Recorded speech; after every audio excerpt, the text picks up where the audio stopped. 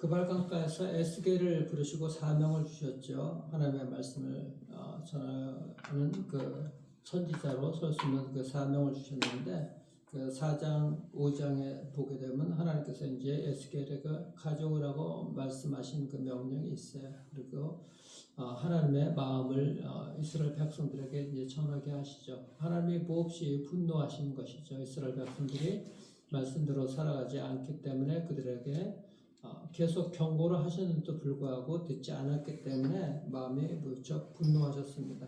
그래서 그것을 이제 하나님의 마음을 이제 보여주시는 것을 에스겔을 통해서 이제 보여주시는데, 4장에는 투판을 가져오라 그러고 예루살렘 성과 성이 공격을 받아서 그들이 결국 어려움에 처할 것을 이제 보여주시죠. 그 말씀을 통해서 이제 보여주십니다. 그리고 밀과 보리를 가져와서 또 부정한 떡을 먹게 하시고, 그리고 예루살렘 함락 이후에 이제 그들이 당할 어려움들, 그리고 다 흩어지게 될 것을 말씀하십니다. 에스겔이 그 하나님의 말씀대로, 이상한 요구의 말씀대로 이제 그렇게 향하죠. 왼쪽으로 390에 오른쪽으로서 그 40일 동안, 430일 동안, 그것은 430년 동안이나 이스라엘 백성들의 죄악 가운데 행한 것을 그대로 담당하게 하신 이 이상한 행동을 갖다가 요구를 하시는 거예요. 그래서 그리고 이제 오늘 보게 되면 5절에는 하나님께서 5장에는 이제 날카로운 칼을 가지고 오라고 말씀하시죠. 430일 동안이나 그렇게 왼쪽 오른쪽으로 무르누워서 생활한 것 얼마나 힘들겠어요. 더군다나 그렇게 한쪽으로 누워가면서 먹을 것도 풍성하게 먹는 게 아니잖아. 하루에 200g 정도 되는, 하루에 그 정도만 마시고 600ml 정도밖에 안 되는 물을 가지고 390일 동안 한쪽으로 누워있고 40일 동안 한쪽에 누워있고, 이게 보통 일이겠어요? 매일매일 편하게 다니면서 우리가 하나님 말씀 보면서 편하게 다녀도 요구하는 것들이 많은데, 에스겔에게 이런 요구를 하신다는 거예요. 그 일들을 다 이루는 것이 얼마나 힘들었겠어. 칭찬을 고사하고, 또 사람들이 얼마나 그렇게 행동하는 에스겔을 보면서 조롱했겠어요. 저 사람 한쪽으로 누워서 지내네. 그런 그에게 하나님께서 또 요구를 하시는 것입니다. 날카로운 칼을 가져다가 삭도로 삼고서 머리털과 수염을 깎아서 저울로 다 나누어 두라고 말씀하십니다. 그래서 그 성읍을 에워싸는 날이 차거든 이제 예루살렘 성이 포위가 되는 그 때가 되면은 터럭 3분의 1은 성읍 안에서 불사르고 3분의 1은 칼로 치고 3분의 1은 바람에 흩으리라. 그렇게 이제 하나님께 말씀을 전합니다. 그렇게 한 것이죠. 이 행위가 어떤 의미가 있는가? 12절에 보면 그 하나님께서 그 행위를 갖다가 설명을 해주시는 거예요. 12절에 3분의 1은 전염병으로 죽고 기근으로 멸망할 것이고 3분의 1은 사방에서 칼에 엎드려질 것이며, 3분의 1은 칼에 죽는다는 얘기인 거예요. 3분의 1은 사방으로 흩어지게 된다는 것이죠. 3분의 1만 살아남게 된다는 거예요. 그 3분의 1은 전염병으로 죽고 3분의 1은 칼에 죽고 3분의 1은 흩어지게 된다는 거예요. 그것을 설명하고 있는 것이죠. 그러니까 지금 이 말씀을 듣는 자들은, 또 흩어진 자들은 그래도 포로로 되어가지고 사방으로 흩어졌지만 그래도 살아남은 자들인 거예요. 그래도. 그러니까 어떻게 보면 살아남는 자가 강자라고, 살아남는 자가 그 하나님의 은혜 가운데 살아남았죠. 비록 포로로 되어 있어도. 그러니까 그래도 그 살아남은 자들은 포로로 살아가면서 얼마나 힘들겠어요. 비록 살아남았지만 남들은 어떻게 다 죽었는데 우리는 살아남았단 말이에요. 그 살아남았지만 언제 포로 생활이 끝날지 몰라요, 그들에게. 그러니까 그것 또한 그들에게는 절망인 것입니다. 그 절망의 마음들이 있는 거예요. 그들에게 하나님께 원하는 것은 소망인 것이죠. 그들에게 살아야 될 이유도 아마 없었을 거예요. 정말 이거 언제 이것이 끝나지? 차라리 죽었으면 좋았을 걸. 그럴 사람들도 아마 있을 거예요. 살았으니까 감사하다. 뭐 그럴 사람들도 있겠지만은 어쨌든 그들에게는 소망의 말씀이 이 소망이 필요했는데 이들에게 하나님께서 주신 또 말씀이 그거죠. 근데 그 살아남았으면서 아마 그럴 거 아니에요. 이게 어디서부터 잘못되었지? 뭐가 잘못돼서 우리가 이렇게 되었지? 적어도 아마 이렇게 생각했을지 모르겠어요. 그러니까 우리가 늘 우리의 삶을 살아가면서는 잘 되면 하나님께 기쁨으로 감사하고 더 하나님께 나오는 것이 있어야 되는 것이고, 뭔가가 안 되면은 다시 우리를 돌아보면서 하나님 뭐가 어디서부터 잘못되었습니까? 이게 돌아보는 것이 우리에게는 사실 필요하거든요. 매일매일 하나님 앞에서 나아가는 이것이 우리의 삶에 사실 기쁨이 될 수 있어야 되는 거예요. 기쁨으로 일어날 것이 없다 할지라도 요구만 하는 것이 아니라 하나님의 말씀으로 우리를 충만하게 채워주는 성령께서 주신 그 말씀으로 우리가 정말 충만하게 되는 이런 일들이 우리를 기쁨으로 이끌어나가는 원동력이 될 수가 이제 있어야 되는 것이죠. 그래서 이 소망의 메시지가 필요했지만은 이들에게 정말 그 소망의 메시지는 뭔가 하나님께서 그들에게 깨닫게 하는 것, 그리고 이것이 깨달아서 그 말씀대로 순종하고 나아갈 수 있는 그렇게까지 이르게 되는 것, 이것이 그 소망의 메시지가 이제 될 수가 있어야 되는 것이죠. 우리가 너희들을 하나님의 정말 그 본 마음을 알게 되면 절망할 것이 아니다. 지금 이렇게 벌을 받는 것은 하나님께서 너희들을 복되게 하려고 하는 것이다. 라는 그 하나님의 소망의 마음들. 너희들에게 내리는 것은 지금 이런 벌, 재앙이 아니라 평안이고 미래가 너희들에 대한 분명한 확신이 있다. 이게 예레미야 28장에 있는 말씀들이 그들에게 그대로 전해져야 되는 것이죠. 그것을 위해서 계속해서 이 선지자들은 하나님의 말씀을 지금 대언하고 있는 것입니다. 그래서 살아남은 자들에게 그 심판과 멸망의 이유를 왜 이렇게 되었는지를 분명하게 또 5절부터 7절까지 이제 예수께를 통해서 설명을 합니다. 그 6절을 한번 보십시오. 그들이 그렇게 잘못된 것이 왜 그렇게 된 건가? 그가 내 규례를 거슬러서 이방인보다 악을 더 행하며 이방인보다도 악을 더 행했다는 거야. 내 율례도 그러함이 그를 둘러있는 나라들보다 더하니 이스라엘 주변에 있는 나라들보다도 하나님의 말씀을 또 세상의 규례를 지키지 않았다는 거야. 이는 그들이 내 규례를 버리고 내 율례를 행하지 아니하였음이니라. 하나님의 말씀을 버리고 하나님의 말씀대로 살지를 않았다고 말씀하는 것이죠. 우리가 예수님을 믿으면서도 이 땅 가운데서도 세상의 법도 안 지키고 세상 사람들보다 더 인격이 더 안 좋으면은 이것이 하나님 보시기에 정말 기뻐하지 않는 것이죠. 그리스도의 인격이 나타나야 되는데 세상 사람들보다도 하나님을 믿는 백성들이 인격적으로나 세상의 법도도 잘 안 지키는 경우가, 그러면 우리가 그런 말들을 또 하나님께 책망을 받을 뿐만 아니라 세상에서도 수치를 당하고 조롱을 당하게 되는 것이죠. 세상에서도 이스라엘 백성들이 말씀대로 순종하고 살지 않았기 때문에 또 주변 나라들보다 더 악하게 그렇게 살았기 때문에 세상의 주변 나라들에게 수치를 당하고 있는 것이죠. 침략을 당해서 망하고. 그러니까 주변 가까이 있는 나라들은 얼마나 고소하다고 생각하고 조롱했겠습니까? 그래서 그 8절에 보면 그런 하나님께서 내리시는 벌이 전무후무한 심판이라고 그러잖아요. 이전에도 없었고 앞으로도 없을 것이라고.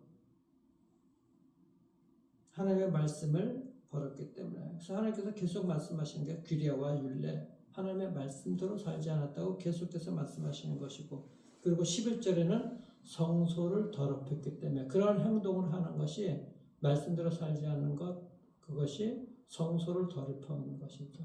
하나님의 이름을 욕되게 한 것이고, 성소를 더럽힌 것이 이 성소뿐만 아니라 지성소뿐만 아니라 우리가 하나님의 백성들은 그들이 있는 곳곳이 성소가 되어야 되는 거죠. 밟는 땅마다 거룩한 땅이 되어야 되는데 있는 곳곳에서 말씀대로 순종하지 아니하면은 하나님의 율례와 규례를 갖다가 세상 사람들보다 더 지키지 아니하고 하나님의 인격이 나타나지 않게 되게 되면은 그것이 그 자리가 성소가 더럽힌 자리가 되는 것입니다. 그래서 하나님의 이 약속, 언약, 하나님의 언약 백성은 그래 계속해서 이것이 여호와 하나님이라고 말씀하신 거 있다 그랬잖아요. 창세기 2장 이후부터는 여호와 하나님이라고 전능하신 하나님이 우리와 관계를 맺으며 친밀하게 교제하며 전능하신 능력을 우리를 위해서 사용하시는 것인데 그것이 나와 관계가 없으면은 전능하신 하나님으로 그냥 끝나는 거야. 나는 하나님과 관계를 맺으며 친밀하게 교제를 나누며 하나님의 능력을 빌어서 살아가는 자들인 거야. 그 하나님의 힘으로. 그런데 하나님과 관계가 없으면 그 전능하신 그 능력이 우리 가운데서 나타나지 않는 것이죠. 그래서 계속해서 여호와 하나님이라고 여호와라고 말씀하시는 거거든요. 그 여호와께서 이스라엘 백성들과 약속을 한 것이 있잖아요. 그것이 계속 하나님의 말씀인 것이고 그 하나님의 약속의 말씀대로 살아가라고 이 규례대로 살아가라고 하신 것이 바로 레위기 26장에 있는 것이고 신명기 28장에 있는 것이 말씀대로 살아가라고. 그것이 제사장들을 통해서 이스라엘 백성들에게 하나님께 예배하며 그 말씀대로 살아가는 것이 성소에 나와서 주님을 만나고 주께 힘을 얻고 또 주의 말씀을 가지고 세상에서 나가는 것. 그것이 이스라엘 백성들을 향한 것이고 오늘날에는 우리가 예수 그리스도를 통해서 그 예배를 통해서 하나님께 예배하며 예수 그리스도를 통해서 그리스도의 인격을 세상에 또 나타내는 그런 삶을 살아가는 것이죠. 예수의 증인으로서 삶을 살아가게 되는 것입니다. 그래서 에스겔은 자신을 통해서 말씀하신 그 하나님의 음성을 들으면서 하나님의 말씀을 전합니다. 에스겔은 제사장으로 부름을 받았잖아요. 원래 이 제사장 가문이었었잖아요. 근데 이제 선지자로서 부름을 받은 거예요. 이런 제사장의 가문이었다는 것은 어릴 때부터 예배 자리에 나간 것이고 말씀으로 그가 살아갔던 거죠. 그러니까 하나님을 사랑하고 그 예배 자리를 사랑한 그 에스겔. 그런데 그런 에스겔이 하나님의 이 분노의 마음을 전해야 되는 거예요. 그 얼마나 안타깝겠어요. 에스겔 자신도 성소가 더럽혀졌다는 것을 보여줍니다. 어쩌면 하나님께서는 오늘날도 이런 에스겔 같은 사람을 찾을지 모르겠어요. 하나님 사랑하고 예배를 사랑하고 성소에 나오기를 즐거워하는 자들, 하나님을 경외하는 자들, 특히 하나님의 말씀대로 아무도 듣든지 아니 듣든지 말씀대로 360일 동안 왼쪽으로 40일 동안 오른쪽으로 매일 그렇게 말씀대로 힘들지만 그렇게 살아가는 사람들. 그렇지만 그 말씀에 순종하고 살아가는 사람들, 이런 사람들을 하나님께서는 찾으시는 것이죠. 우리는 사실 어떻게 보면 이스라엘 백성들은 포로로 되어서 이 말씀을 듣고 있잖아요. 우리에게 주시는 말씀인지도 모르겠어요. 우리는 세상 문화에 어떤 것에 포로로 사로잡혀 있을 수도 있어요. 무엇에 포로로 사로잡혀 있는지. 하나님 외에 하나님께 사로잡히고 하나님께 포로가 되었으면 얼마나 감사한지 모르겠어요. 그런데 세상 문화에 악한 문화에 또는 내가 꽂혀가지고 하나님 외의 것들에게 뭔가 중독되어 있다는 것이 포로로 되어 있다는 것이거든. 이런 것들에게 사로잡혔는지 모르겠어요. 어떻게 보면 내 연약하고 결핍된 그 내 자아 속에서 포로 잡혀 있을 수 있는 것이고 뭔가 내가 정말 내 뜻대로 이루려는 것에 포로가 되어 있는 경우도 있을 수 있겠습니다. 하나님을 경외하는 마음이고 하나님의 말씀을 순종하는 것에 우리가 사실 사로잡혀 있어야 되는 것이죠. 그것이 말씀에 뿌리를 내리고 심지가 견고하게 그렇게 견고한 자들이거든요. 이사야서 그 26장 3절에도 말씀하시잖아요. 심지가 굳은 자들 하나님께서 평강으로 지켜주실 것이다. 이것은 그가 하나님을 신뢰하기 때문입니다. 라고서 우리 달력에 보면 1월달 달력에 말씀 나오잖아요. 심지가 하나님의 말씀에 뿌리를 내리고 우리가 살아가야 되는 거예요. 그래서 하나님 외에 내가 이것만 있으면 이 자리에만 서면 행복할 것 같다 라고서 하는 것이 사실은 그게 포로가 되어 있는 것이죠. 이것만 해결되면, 이것만 있으면 행복할 것 같다. 하나님이 행복을 주시는 것이고 하나님의 기쁨인 것이거든요. 그리고 중요한 것은 우리는 행복을 추구하는 자들이 아니라 거룩을 추구하는 자들이라고 늘 강조를 하죠. 인간이 행복을 해봐 그들의 마음속에서 그 행복이 얼마나 갈 것이고 하나님 없이 진정한 행복이 어디에서 오겠습니까? 인간이 그들이 원하는 것들이 채워진다고 해서 그것이 영원할 것이 또 아니고 우리는 하나님으로 인해서 채워져야 되는 인생인 것이고 그 기쁨을 빼앗기지 않아야 되는 것이죠. 하나님 외에 이것이 해결되면 되고 이 자리에 갔으면 좋겠다. 이것이 어떻게 보면 우리가 사로잡힌 것이고 거기에 포로로 되면 안 되는 것입니다. 하나님께서 오늘도 에스겔에게 말한 것처럼 무언가를 가져오라고 말씀하십니다. 내가 무엇을 하나님께 가지고 나가게 되겠습니까? 로마서 12장 1절 2절에 있는 말씀처럼 우리는 몸으로 하나님께 가져가야 돼. 우리의 육체이기 몸이 아니라 전인격, 우리가 가진 모든 것들을 동원해서 하나님 앞에 드려지는 살아있는 제사로 하나님께 드려지는 이렇게 하나님께 가져가야 되는 것이죠. 주님께서는 오늘도 우리에게 뭘 가져오라고 말씀하신지 한번 묵상해 보시길 바랍니다. 그래서 그 하나님의 말씀을 무엇보다도 가지고 우리의 전인격을 가지고 나아가서 주님께 드리고 주께서 주시는 그 말씀 그걸 가지고 세상에 나가서 에스겔이 전하는 그 하나님처럼 우리도 예수 그리스도를 우리의 온 몸으로 인격으로 우리의 삶으로서 보여줄 수가 있어야 되는 것이죠. 그렇게 살아가게 될 때 하나님께서 우리에게 기쁨을 주실 것이고 힘을 주실 것이에요. 세상의 수치를 당하지 않게 될 것입니다. 분명하게. 우리는 어떻게 보면 세상에서 포로에서 살아남은 자들인 것이죠. 세상의 포로가 아니라 하나님께 포로가 되어서 하나님께 사로잡혀서 살아가게 될 우리를 또 살아남게 될 그런 이유가 있는 것입니다. 하나님의 생명을 우리는 부여를 받았잖아요. 그 하나님의 생기로서 우리가 이 땅에 살아가야 될 그 이유가 있다는 것을 사명이 있다는 것을 분명하게 여러분들 기억하시기를 바랍니다. 우리의 사명은 영혼을 살리는 일들, 생명을 살리는 일들에 우리가 증인이 될 수가 있어야 되는 거예요.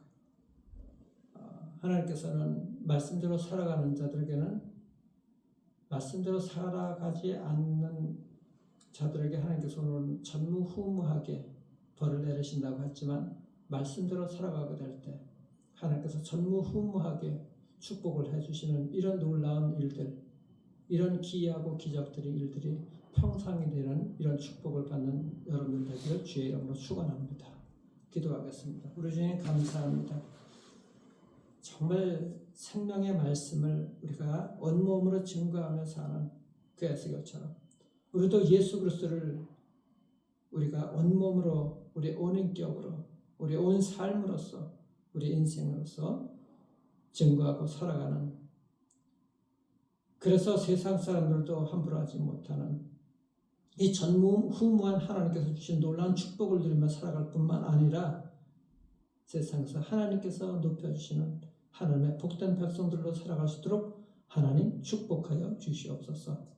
이 말씀이 주는 놀라운 그 능력과 힘과 에너지가 또 하나님 그 기쁨이 우리를 살만나게 하는 인생이 되게 도와주시고 내가 하나님 없이 이것만 해가면 행복하게 될 텐데 이 자리에만 있으면 좋게 될 텐데 이런 것들에 사로잡히지 않게 하시고 오직 하나님께 사로잡히는 복된 인생들 되게 역사하여 주셔서 하나님께서 내려주신 그 복락을 누리며 살아가는 하나님의 거룩한 백성들과 우리 사랑하는 자녀들 될 수 있도록 하나님 축복해 주시길 소망합니다. 하나님 정말 하나님 역사해 주시옵소서.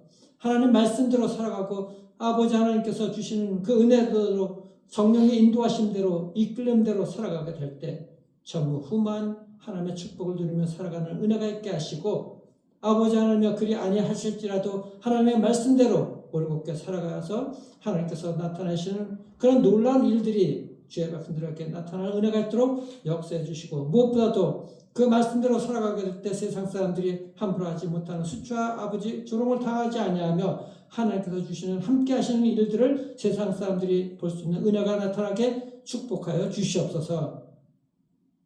정말 주의 백성들 전무후무한 이런 축복을 누리며 살아가기를 소망하고 살아계신 우리 구주 예수 그리스도의 이름으로 감사하게 드리옵나이다. 아멘.